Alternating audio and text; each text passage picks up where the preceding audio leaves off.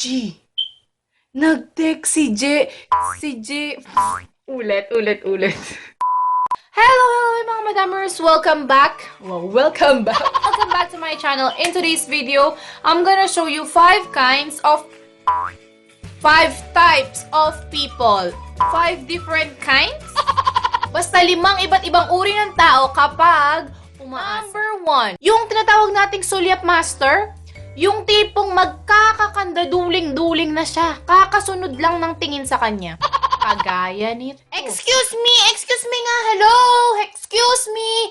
Tabi, bis, tabi! Oh my God. Ang pogi niya.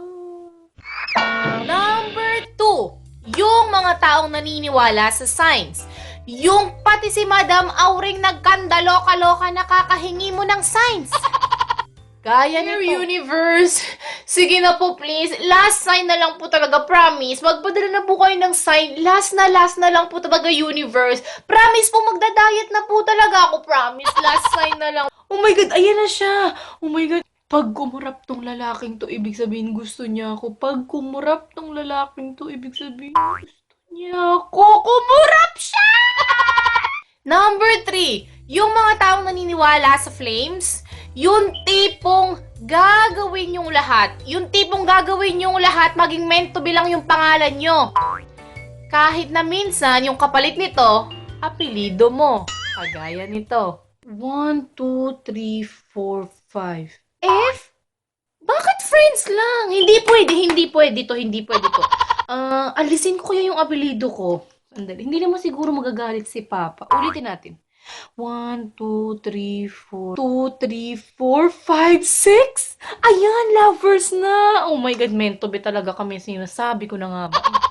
Number 4. Yung kaibigan mong martir, yung kulang na lang pugutan siya ng ulo sa sobrang martir. Yung siya na lang yung kulang sa University of Umaasa. Konting-konti na lang gagraduate na siya. Eto siya. Nag-text si Jessie. Bes, busy ka ba? May tatanong ako. Nag-I love you kasi sa akin si Jenny. Anong sasabihin ko? Sabihin mo, I love you too. Para sagutin ka na niya. Ha. Someday, someone's gonna love me the way I wanted you to need me someday. So, number 5. Hulaan nyo ano yung panghuli, best.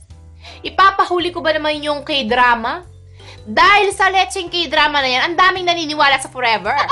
Ang daming umaasa dahil dun sa mga K-drama yun. Panoorin niyo. OMG! Bakit nandito din siya sa plaza? Oh my God, baka magkakabanggaan kami kamukha dun sa episode kagabi dun sa Legend of the Blue Sea. Napanood niyo ba yun? Diyos ko day. I need to prepare.